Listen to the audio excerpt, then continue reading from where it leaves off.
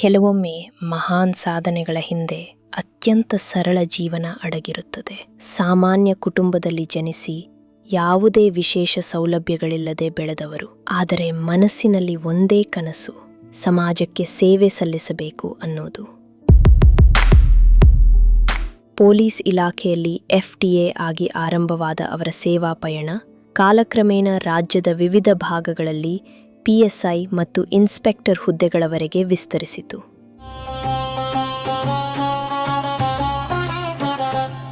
ಶಿಸ್ತು, ನಿಷ್ಠೆ ಮತ್ತು ಅಚಲ ಕರ್ತವ್ಯ ಬದ್ಧತೆಯೊಂದಿಗೆ ಅವರು ಸಲ್ಲಿಸಿದ ಸೇವೆಯನ್ನು ಗುರುತಿಸಿ ಅವರಿಗೆ ಪ್ರತಿಷ್ಠಿತ ರಾಷ್ಟ್ರಪತಿ ಪದಕ ಪ್ರದಾನಿಸಲಾಯಿತು.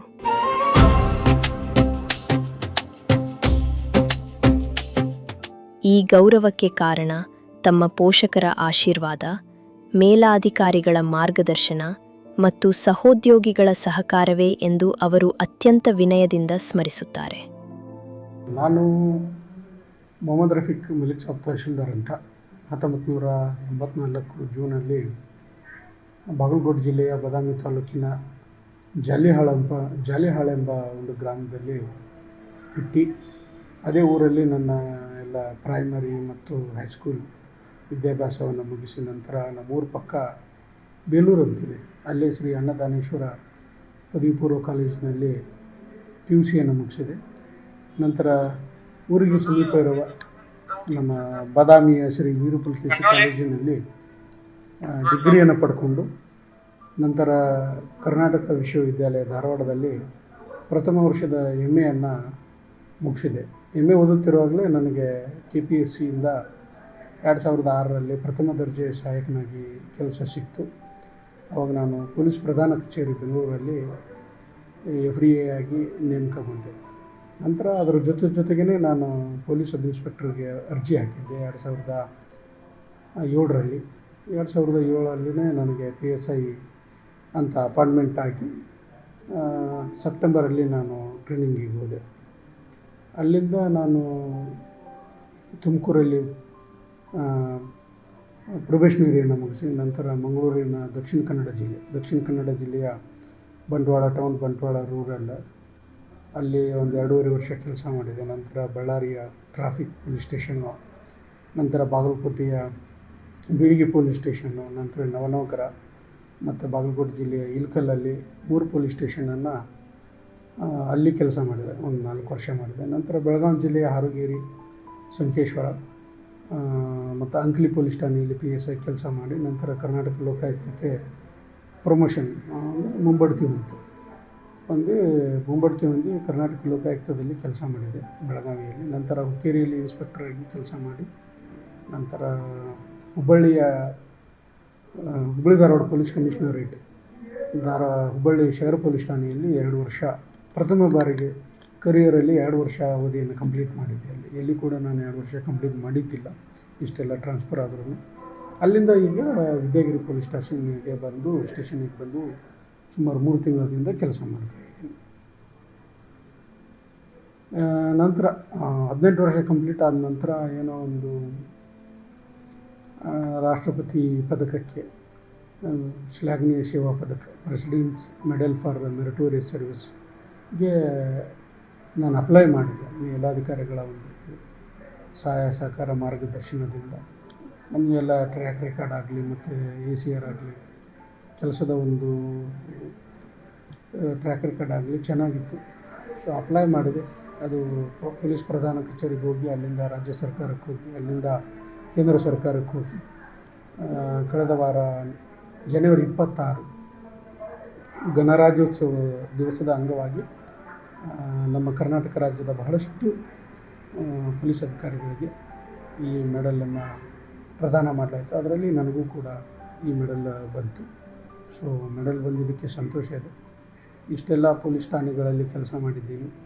ಆ ಎಲ್ಲ ಸಿಬ್ಬಂದಿಗಳ ಸಹಕಾರ, ಅವರೆಲ್ಲರ ಒಗ್ಗೂಡುವಿಕೆಯ ಪರಿಣಾಮವಾಗಿ ಒಳ್ಳೆ ಕೆಲಸ ಮಾಡಲಿಕ್ಕೆ ಸಾಕಷ್ಟು ಜನರು ಸಹಕಾರ ಮಾಡಿದರು. ಅದೇ ರೀತಿ ಮೇಲಾಧಿಕಾರಿಗಳು ಸಹಾಯ ಸಹಕಾರ ಮಾರ್ಗದರ್ಶನ ಮಾಡಿದರು. ಅವೆಲ್ಲರಗಳ ಒಟ್ಟು ಮೊತ್ತವೇ ಇವತ್ತು ಮೆಡಲ್ ತೊಗೊಳ್ಳೋಕ್ಕೆ ಕಾರಣ ಅಂತ ಅಂತೀನಿ. ಸೊ ಈ ಮೆಡಲನ್ನು ನನ್ನ ಇಲಾಖೆಯ ಎಲ್ಲೆಲ್ಲಿ ನಾನು ಸರ್ವಿಸ್ ಮಾಡೀನಿ ಆ ಎಲ್ಲ ಸಿಬ್ಬಂದಿಗಳಿಗೆ ಹಾಗೂ ನನ್ನ ತಂದೆ ತಾಯಿಗೆ ಅರ್ಪಣೆ ಮಾಡಲಿಕ್ಕೆ ನಾನು ಇಷ್ಟಪಡ್ತೀನಿ. ಇನ್ನೂ 18 ವರ್ಷ ಸರ್ವಿಸ್ ಇದೆ.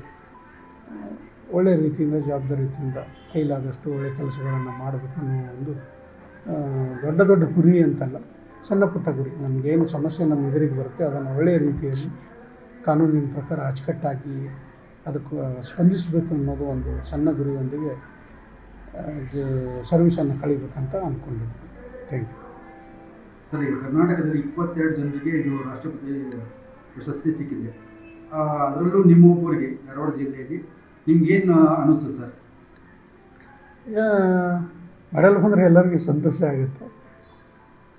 ಪ್ರೆಸಿಡೆಂಟ್ ಮೆಡಲ್ ಅವರದ್ದು ತಗೊಳ್ಳೋದು ಅಂತಂದರೆ, ಪ್ರೆಸಿಡೆಂಟ್ ಮೆಡಲ್ ತಗೊಳ್ಳೋದಂದರೆ ಇಟ್ಸ್ ನಾಟ್ ಈಸಿ. ನಾವು ಪ್ರತಿದಿನ, ಪ್ರತಿ ತಿಂಗಳು, ಪ್ರತಿ ವರ್ಷವೂ ಒಳ್ಳೆಯ ರೀತಿಯಿಂದ ಕೆಲಸ ಮಾಡಲಿಕ್ಕೇ ಶ್ರಮ ವಹಿಸಬೇಕು. ಹಾಗಿದ್ದಾಗ ಮಾತ್ರ ನಾವು ಸಕ್ಸಸ್ ಕಾಣಲಿಕ್ಕೆ ಸಾಧ್ಯ. ಯಾವುದೋ ಒಂದು ಕೇಸನ್ನು ಬೈ ಲಕ್ ಆಗಲಿ, ಬೈ ಚಾನ್ಸ್ ಆಗಲಿ ಪತ್ತೆ ಮಾಡೋದಲ್ಲ. ಪ್ರೊಫೆಷ್ನಲ್ಲಾಗಿ ವೃತ್ತಿಪರತೆಯಿಂದ ಮಾಡಲಿಕ್ಕೆ ಪ್ರಯತ್ನ ಮಾಡಬೇಕು. ಆ ಪ್ರಯತ್ನನೇ ಉತ್ತಮ ಫಲಿತಾಂಶಕ್ಕೆ ಕಾರಣ ಆಗುತ್ತೆ. ಅದು ಒಂದು ದಿವಸದ್ದಲ್ಲ, ನಿರಂತರವಾದ ಪ್ರಕ್ರಿಯೆ. ಸೊ ಆ ಒಂದು ನಿರಂತರ ಪ್ರಕ್ರಿಯೆಯಲ್ಲಿ ನಾನು ಸ್ವಲ್ಪ ಯಶ ಕಂಡೀನಿ. ನಮ್ಮ ಸಿಬ್ಬಂದಿಗಳ ಸಹಾಯ ಹಾಗೂ ಮೇಲಾಧಿಕಾರಿಗಳ ಮಾರ್ಗದರ್ಶನದಂತ ಆಗಿದೆ. ಅವರ ಸಹಕಾರದಿಂದ ಯಶಸ್ಸು ಸಿಕ್ಕಿದೆ ಅಂದ್ಕೊತೀನಿ. ಅವುಗಳ ಒಟ್ಟು ಮೊತ್ತವೇ ಈಗ ಪದಕ ಬರಲಿಕ್ಕೆ ಸಾಧ್ಯ ಆಗಿದೆ. ಸೊ ಒಂದು ಒಳ್ಳೆ ಕೆಲಸ ಮಾಡಬೇಕನ್ನೋ ಮನೋಭಾವ ಮತ್ತು ಇಲಾಖೆಯ ಮೇಲೆ ಶ್ರದ್ಧೆ ಮತ್ತು ನಂಬಿಕೆ ಇದಿತ್ತಂದರೆ ಇದು ಬರಲಿಕ್ಕೆ ಸಾಧ್ಯ ಅಂತ. ಸೊ ಆ ಒಂದು ಕೆಲಸವನ್ನು ಗುರುತಿಸಿ ಇವತ್ತು ನನಗೆ ಮೆಡಲ್ ಬಂದಿದೆ ಅಷ್ಟೇ. ತುಂಬ ಸಂತೋಷ ಆಗ್ತಾಯಿದೆ. ಮುಂದೆ ಒಳ್ಳೆ ಕೆಲಸ ಮಾಡಲಿಕ್ಕೇನೂ ಸಂತೋಷ ಆಗುತ್ತೆ. ಒಂದು ಜವಾಬ್ದಾರಿ. ಮೆಡಲ್ ಬಂದರೆ ಸುಮ್ಮನೆ ಅದು ಶೋಕಿಗಂತಲ್ಲ, ಜವಾಬ್ದಾರಿ ಜಾಸ್ತಿ ಆಯ್ತಲ್ಲಪ್ಪ, ಇನ್ನೂ ಒಳ್ಳೆ ರೀತಿಯಲ್ಲಿ ಕೆಲಸ ಮಾಡಬೇಕು ಅನ್ನೋ ಒಂದು ನಿರ್ದಿಷ್ಟ ಮಾರ್ಗದರ್ಶನ ಅದು ಮೆಡಲ್ ನಮಗೆ ಜವಾಬ್ದಾರಿಯನ್ನು ಹೊರಿಸುತ್ತೆ. ಅದು ಸೊ ಸಂತೋಷ ಆಗಿದೆ. ಕುಟುಂಬ ಬೇಸಿಕಲಿ ನಾವು ತುಂಬ ಮಿಡಲ್ ಕ್ಲಾಸಿಂದ ಬಂದವರು. ತಂದೆ ತಾಯಿ ಯಾರೂ ಕೂಡ ಲಿಟ್ರೇಟ್ ಇರಲಿಲ್ಲ, ಶಿಕ್ಷರಸ್ಥರು ಇರಲಿಲ್ಲ. ಎಲ್ಲ ಅವ್ರ ಹೆಬ್ಬಟ್ಟೆ ಇದ್ದರು. ಭಾಳ ಕಷ್ಟಪಟ್ಟು ನಮ್ಮನ್ನೆಲ್ಲ ಓದಿಸಿದ್ರು. ದೇವರ ಅನುಗ್ರಹದಿಂದ ನಾವು 4 ಜನ. ನಮ್ಮ ದೊಡ್ಡಣ್ಣ ಆರ್ಮಿಯಲ್ಲಿದ್ದರು, ಇಂಡಿಯನ್ ಆರ್ಮಿಯಲ್ಲಿ. ಈಗ ರಿಟೈರ್ಡ್ ಆಗಿ ಬಂದು ಊರಲ್ಲಿದ್ದಾರೆ. ಇನ್ನೊಬ್ಬರು ಸೆಕೆಂಡನ್ನ ಅವರು ನಂತರ PSI ಆಗಿ, ಅವ್ರ ಥರ ನಾನು PSI ಆಗಿದ್ದು. ಅವರು ಮೊದಲೇ ಇಲಾಖೆಗೆ ಸೇರಿದ್ರು 98ಅಲ್ಲಿ. ಈಗ ACP ಆಗಿ CIDಯಲ್ಲಿ ಕೆಲಸ ಮಾಡ್ತಾರೆ. ಆಮೇಲೆ ನಮ್ಮ ಸಿಸ್ಟರ್ ಒಬ್ಬರು, ಅವರು ಗೃಹಿಣಿಯಾಗಿ ಇದ್ದಾರೆ. ಸೊ ನಮ್ಮ ಇಬ್ಬರು ಬ್ರದರ್ ಇನ್ಫಾರ್ಮ್ಡ್ ಫೋರ್ಸಲ್ಲಿನೇ ಕೆಲಸ ಮಾಡಿದರು. ಲಕ್ಕಿಲಿ ನಾನು ಇನ್ಫಾರ್ಮ್ಡ್ ಫೋರ್ಸಲ್ಲಿನೇ ಸೇರಿದ್ದೀನಿ. ವಿ ಥ್ಯಾಂಕ್ ನಾ ದೇವರಿಗೆ ಧನ್ಯವಾದಗಳನ್ನು ಹೇಳಲಿಕ್ಕೆ ಇಷ್ಟಪಡ್ತೀನಿ. ಸೊ ಎಲ್ಲರೂ ಕೂಡ ಒಂದು ಇನ್ಫಾರ್ಮ್ಡ್ ಸರ್ವಿಸಲ್ಲಿ ಇದ್ದೀವಿ ಅಂತಂದು. ಸೊ ಬ್ರದರ್ ACP ಆಗಿರೋದರಿಂದ ಅವರು ನನಗೆ ಸಾಕಷ್ಟು ಮಾರ್ಗದರ್ಶನ ಮಾಡ್ತಾಯಿದ್ರು. ನಮ್ಮನ್ನ ಆರ್ಮಿಯಲ್ಲಿ ಇರೋದರಿಂದ ಅವರು ಕೂಡ ಸ್ವಲ್ಪ ಹೇಗಿರಬೇಕು ಅಂತ ಸಾಕಷ್ಟು ಗೈಡ್ ಮಾಡ್ತಾಯಿದ್ರು. ಒಳ್ಳೆ ಕೆಲಸ ಮಾಡು, ಒಂದು ನಿರ್ದಿಷ್ಟ ಗುರಿಗಳನ್ನು ಹಾಕ್ಕೊಂಡು ಶಿಸ್ತುಬದ್ಧವಾಗಿರು ಅಂತಂದು. ಅವರು ದೇಶ ಸೇವೆ ಮಾಡಿದರು. ನೀವು ಇಲ್ಲೇ ನಾವು ಗಡಿ ಕಾದೀವಪ್ಪ, ನೀನು ಇಲ್ಲಿ ಒಳಗಡೆ ಜನರನ್ನು ಕಾಯಿ ಅಂತ ಪಾಠವನ್ನು ಹೇಳ್ತಾಯಿದ್ರು. ಸೊ ಅವರಿಬ್ಬರ ಒಂದು ಮಾರ್ಗದರ್ಶನ, ತಂದೆ ತಾಯಿಯ ಆಶೀರ್ವಾದ, ಸೊ ಕುಟುಂಬದ ಒಂದು ಸಹಕಾರದಿಂದಾಗಿ ಇವೆಲ್ಲ ಕೆಲಸವನ್ನು ಮಾಡಲಿಕ್ಕೆ ಸಾಧ್ಯ ಆಯಿತು. ಈ ಪದಕವು ಗೌರವದ ಜೊತೆಗೆ ಇನ್ನಷ್ಟು ಜವಾಬ್ದಾರಿಯನ್ನೂ ತಂದಿದೆ. ಮುಂದಿನ ದಿನಗಳಲ್ಲೂ ಕಾನೂನಿನ ಚೌಕಟ್ಟಿನೊಳಗೆ ಸಾರ್ವಜನಿಕರಿಗೆ ಇನ್ನೂ ಉತ್ತಮ ಸೇವೆ ನೀಡಬೇಕೆಂಬ ದೃಢ ಸಂಕಲ್ಪದೊಂದಿಗೆ ಅವರು ಇಂದು ಕೂಡ ನಮ್ಮ ನಡುವೆ ಇದ್ದಾರೆ. ಸರಳವಾಗಿ, ಶಾಂತವಾಗಿ, ಅಚಲ ನಂಬಿಕೆಯ ಸಂಕೇತವಾಗಿ.